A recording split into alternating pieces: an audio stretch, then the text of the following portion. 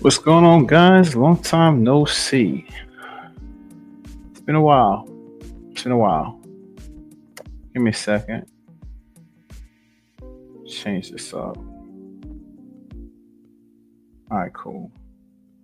Man, I kind of wouldn't like that so much. Sorry, I haven't really invested into this whole StreamYard thing yet. So yeah, I got all the basic controls and stuff. There's notifications. Let me know I'm live, of course. But again, guys, how long has it been? It's been like at least almost 2 months for me since I've been on here. So man, there's been a lot I've had to pretty much discuss with some of my peers and friends and coworkers. A lot of content I've also been watching, trying to break down certain things, certain themes, get behind a point of contention I see in a lot of different debates or things of that nature. And if you guys are new to the channel, welcome. My whole channel is mostly about self awareness and critical thinking. Um, I've been writing books since 2019, and shoot, man, it's starting to become a journal. To tell you the truth, um, everything I've pretty much either concluded at some point in my life, I've written down a lot of wisdom, a lot of testimonies, all things about my life and other people's lives and things I've examined. Pretty much just write down. You know, I had a lot of wisdom built up in me over the years, being in the military for almost 20 years now. I'm at 17, and I'm here to just share with you guys. I'm not really trying to, I would say, make this a career on YouTube or anything like that per se, but it's just I figure I'll be doing my part by at least sharing this bit of wisdom I had in my career with you guys. So let's get into it. A topic discussion is going to be on power. More specifically, because I wrote this down, came a little prepared for you guys. I was writing this down all day during my downtime. But basically, I concluded that power is submission. What actually inspired this whole thing for me was listening to this one podcast, and God, which podcast was it? I know it had to do with one of Joe Budden's buddies or whatever it was. Oh no, actually, was it Joe Budden? No, I think this was actually. Oh no, it was one of I forgot the guy's name. Ish, I think it was. Well, he was having a debate with the young lady, and the term patriarchy kept coming up in the conversation. So that was like the thing that just kept coming to point of contention. So I wanted to look more into it, seeing what the word meant and all that stuff. And I was like, okay, so basically all you're saying is a patriarchy is where a system where men rule. The majority of men have power and can do things and whatever, right? I don't mean to be so dismissive, but I'll explain why I'm kind of a little dismissive when it comes to this term of power dynamics. People are not as powerless as they think, and that's kind of what I wanted to get into discussing the perception of power, in a sense, and how you are still a person who's able to make decisions. Again, whether you're aware or not aware of it. And again, this goes to my channel, awareness. So let's get into it. All right. Start off with saying that, oh, just for this for reference, this is going to be a part of my book. And this is like a part of a series I got called the Unfiltered Principle series. I'm just going to share this with you guys so it's out there in the ether. And I honestly don't care if you guys take it, run with it, and all that stuff. It's not really my it's it's not my prerogative to keep this to myself. It's pointless to have all this knowledge and wisdom and not share it. And also, I believe this is power that I'm sharing with people. I'm not trying to make profit off this in a sense. I mean, y'all can exploit it if y'all want to. Like, oh, this fool here, he wanna just drop gems, not seeing how valuable they are. I'm definitely gonna capitalize on that. Hey, you're doing me a favor because honestly, I want the word to get out there. I'm not trying to keep it to myself. Anyways, Also, full discretion, there's nothing new under the sun. So everything I'm going to say, you probably heard before, or you can even go back to old philosophers who've probably come to these same conclusions because we probably all asked the same questions that led to the same end results. So just be aware of that as well. And yes, I've been told plenty of times, "Have you read this philosopher? Have you read that?" No, I haven't read none of these guys' stuff. I don't. I've never done got into philosophy and like that, but apparently that's just my thing. Um, my channel turned into. So here it is. Power submission. Power is not something imposed; it is something you submit to. There is no patriarchy. There is only obedience. You obey to gain what you believe you cannot obtain on your own. And when you cannot gain, you manipulate through coercion, performance, or seduction based on what others desire. The power dynamics that exist are not unjust by nature, they are, in fact, impartial. The imbalance only appears when individuals lack the self control to create or maintain power without needing someone weaker to exploit. Um, we like to tell stories about oppression to avoid facing the truth of our own decisions. The concept of oppression often becomes a veil we pull over our personal fear, laziness, or unpreparedness. It's easy to point to an external system than to admit that we gave up on our own sovereignty. It's easy to say that they won't let me than to admit I don't know how. Real power, I'm gonna say this again, real power is responsibility. Okay? Are you catching this? Real power is responsibility. And most people do not want it. They want control without cost, they want authority without effort. So they project power onto ideas like patriarchy, the elite, white supremacy, capitalism, or the government. Then place themselves beneath these abstract forces to avoid owning their submission. Here's some real world reflections I'll give you, okay? A woman who marries into wealth and later claims the man held all the power, yet she entered the arrangement willingly for financial gain. Is that patriarchy or transactional submission? An employee who hates their job but never learns a new skill or builds something of their own, convinced they are the victim of capitalism. Is that exploitation or dependence? And here's my last example. People who fear being alone. People who fear being alone. So they conform to group thinking, silencing themselves to fit in. Is that social oppression or fear of authenticity? In each case, the external power is only made real through personal consent. The oppression is voluntary, the submission is strategic. And the harsh truth is this: the weak do not create power, they borrow it, steal it, or fabricate it by manipulating perception. You can only be ruled by what you believe has authority over you. I'll say one more time. You can only be ruled by what you believe has authority over you. You can only be controlled by what you refuse to confront within yourself. This is why power itself is fair. It doesn't choose favorites, it only occupies the space you leave vacant, whether by fear, by comfort, or by ignorance. Your submission becomes the invitation.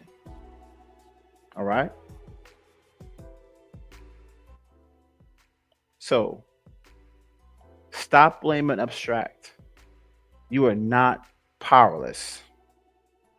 Rather, you're merely obedient. And that's my opinion for tonight.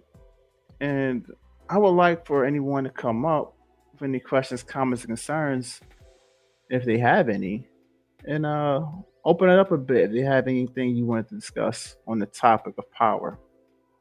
Or if you felt that I said something that was completely off, please correct me.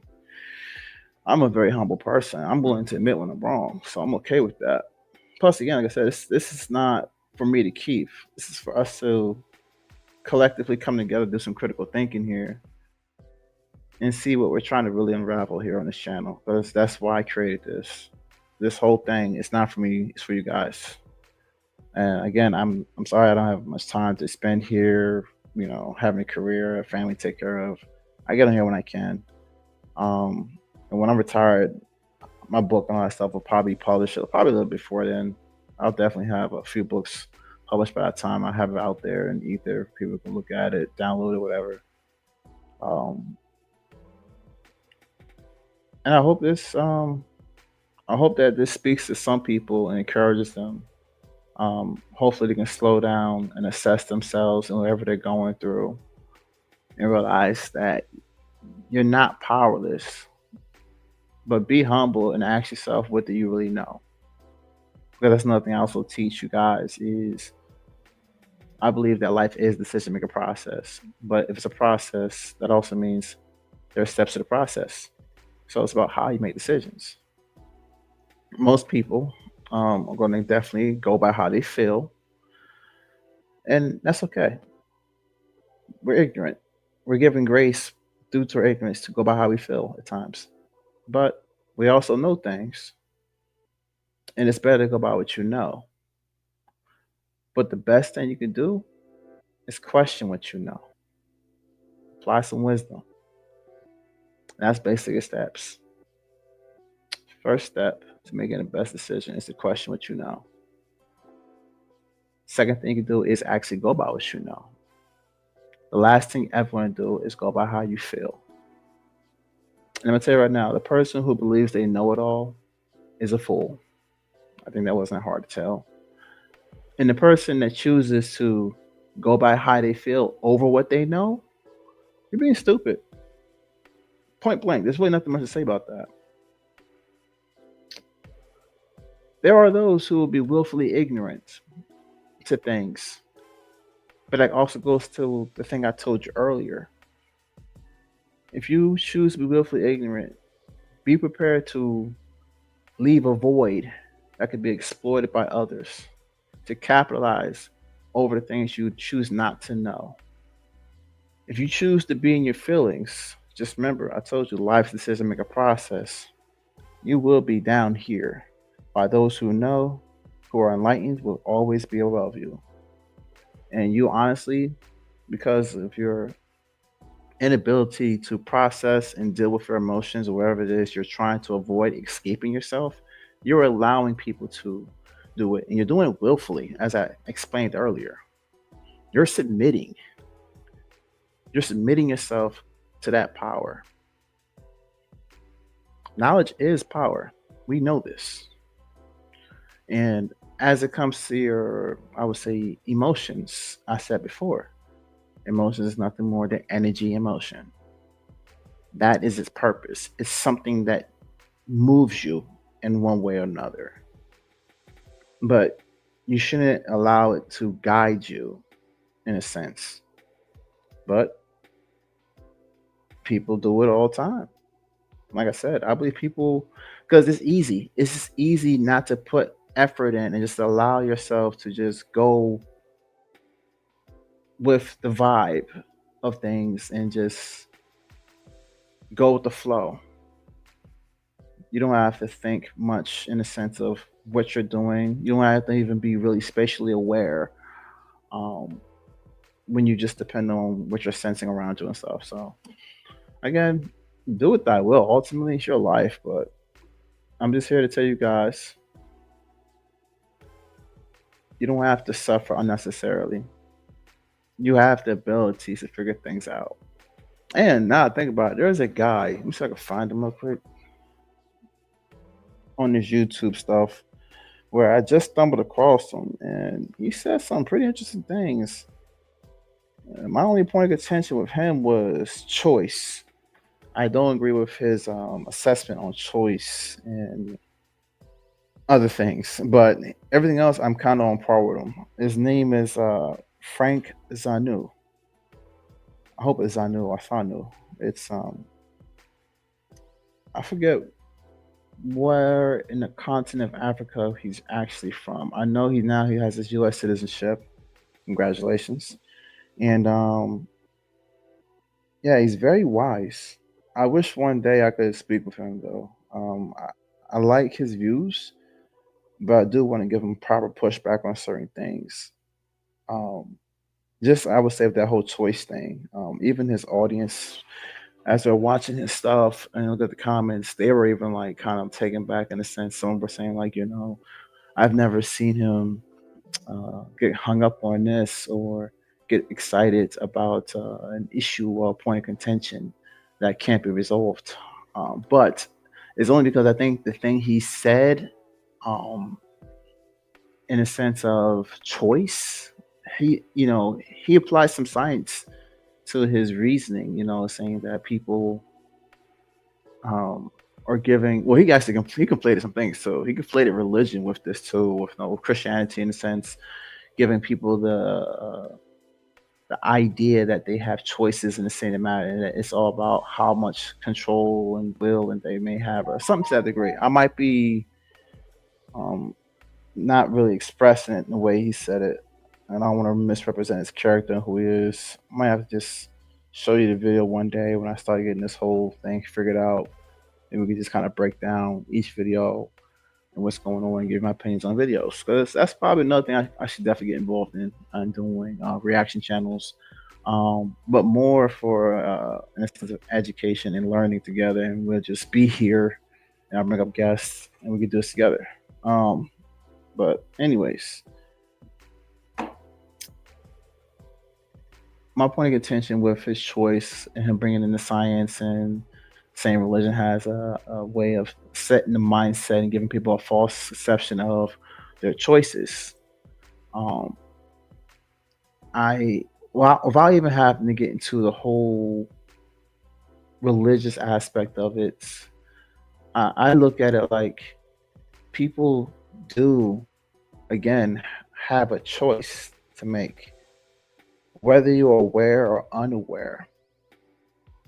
Just because there are times like his plight was with, if you know that people know what's right and wrong, and they know that certain things can harm them, then why would they choose to do what is not good for them? Why would they not choose to do what's right for them all the time? And well, that goes to my point. It's about how you approach your choices. Do you question what you know? Do you go by what you know? Or do you allow your feelings to dictate? Not to right now. Feelings in themselves they're not rational or irrational. They don't care. Feelings are just there to move you in one way or another. Um, you can be swept away by them as well. You have to learn how to take control or at least be aware of what it is you're feeling. So once you identify it, then you can actually um, start to at least grasp yourself in that moment. You're able to not you can process what's going on once you know what's going on. For the most part, you're not just being swept off. But again, even when it comes to emotions, I make this real quick too. Be careful what you say. It's one thing to say I feel angry. It's another thing to say I am angry. See, when you embody that emotion, you're not yourself. And I don't mean that in the sense like no, it's not even you anymore. You surrendered yourself to your feelings at that moment when you said I am. So you have to really be aware of that. It's one thing to say I feel, and that means you're still able to see yourself in this moment, and now you're going to process and use it however you feel. But when you say I am, words have meaning, words have power to them. Trust me when I tell you this, all right? So again, whether you're aware or unaware, I just give you something right there. Um, being spatially aware of your actions. I'll tell you right now, when it comes to making choices, even right now, I'm making decisions that I'm not even aware of. My body is doing things, and I'm not really intentional in the way I'm moving. But even with my head movement, eyes, and also everything I'm doing, it's kind of like autopilot. My body's doing what it wants to do in a sense, and I'm allowing it. But I can also at some point say, okay, I don't want to do this. I want to stand right here and look still into the camera and not move. That takes will to do something like that. So if I can control my physical movements, I can actually determine what it is I want to accept or not accept in terms of thoughts and ideas. You know what I'm saying? Like you don't have to accept everything that comes into mind. You can just examine and see where they come from and realize, like why did I take on this? Why is it this? Like the why is like a shovel. You know what I'm saying? You're just trying to dig deep into what's going on with you. And people, honestly, I think I have a problem picking up that shovel and self-reflecting at times. Um, and also another thing I think people have an issue, and this is separate, I would say, but it comes to terms of identity a little bit. I'm gonna talk about this a whole nother day, but I'll give you a quick skill on that because I talked about the whole your identifying with your feelings in a sense and taking on that embodiment. Well, people do that also with actions. So let's just say I would say I'm a smoker. The action is clearly I smoke, but I also identify as a smoker. Now there are people out there who don't like smokers or like smoking in general, but the thing is, people like me can take offense that people don't like smokers because I am a smoker. And now I feel like I'm singled out and shamed because it's something that I do, and this is just who I am. I smoke, but that's the thing. That's the false sense of self. You're not your actions. And the moment you embody that, it's gonna feel like a personal attack when someone is simply telling you that, hey, I don't like your smoke. Can you go somewhere with that? It's not that telling you personally, like you're not welcome here or you can't be here or I don't want to see you. No, I personally don't want to be involved in your action. I don't want to have this inhale or smell your smoke or have be affected by your actions in any way. I don't want to be affected by actions. I don't even want the promotion of cigarettes around my kids. I don't want my kids growing up smoking. You know what I'm saying? Like that's how serious that is. But again, you'll take strong offense to it and say, well, why are you judging me?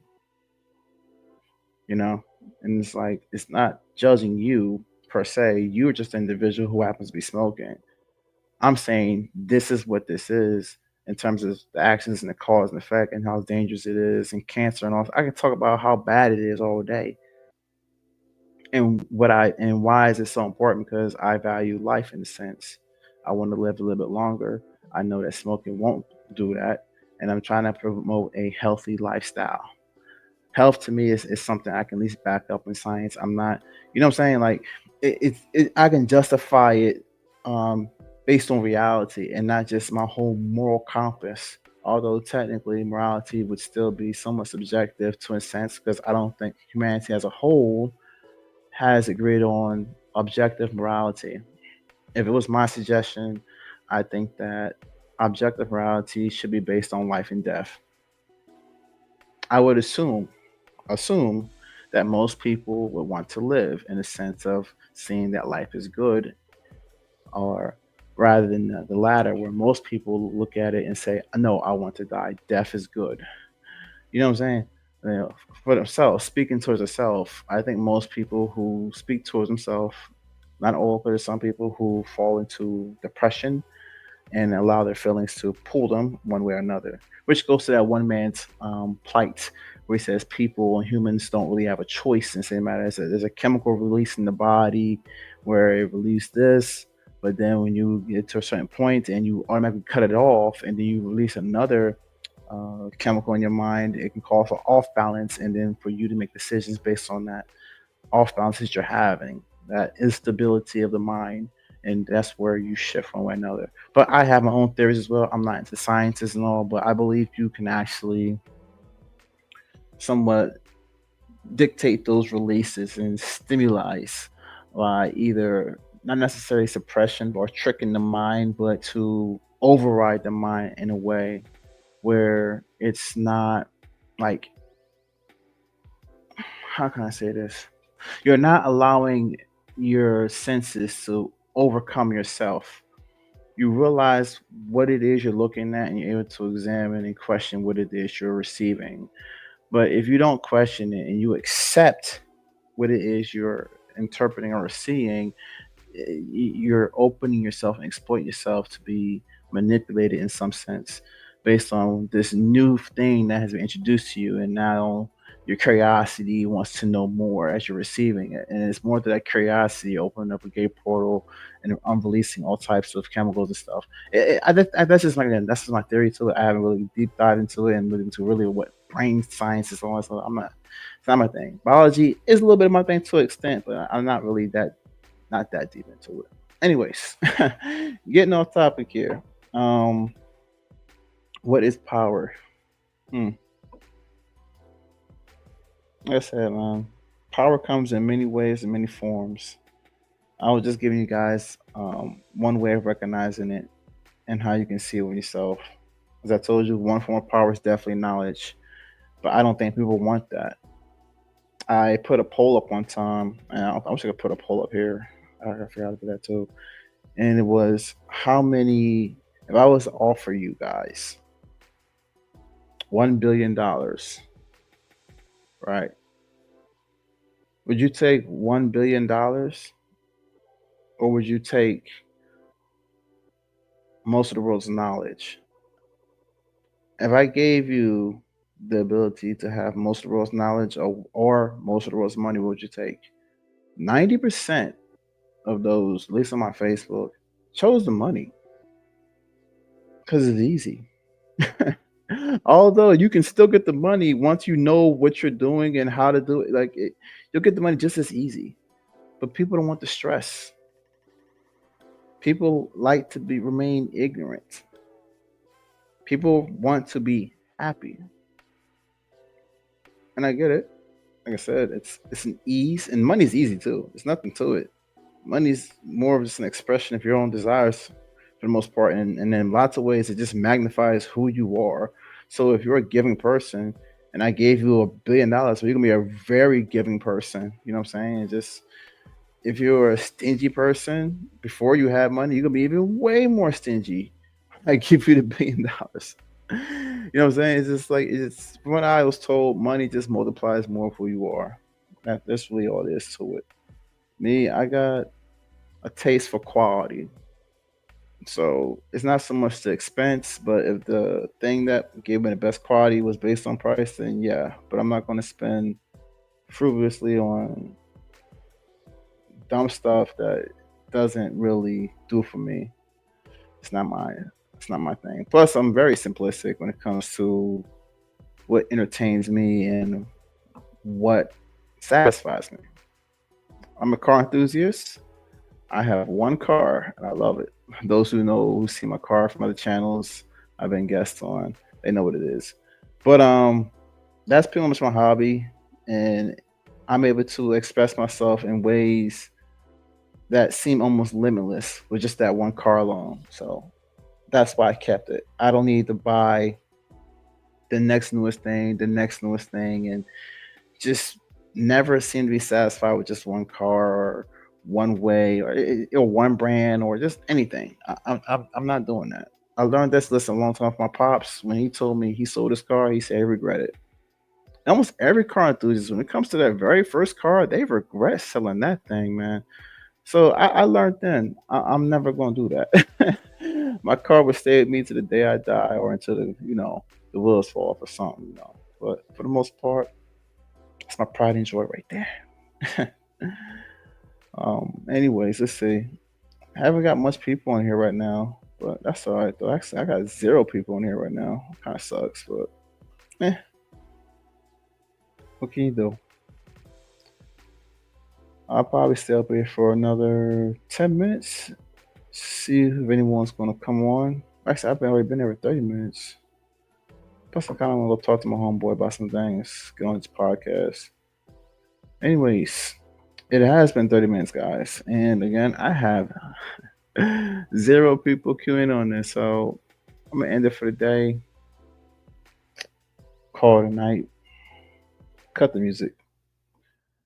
And I guess I'll see you when I see y'all, guys. No promises, though. Peace and love. Take care. I'm out.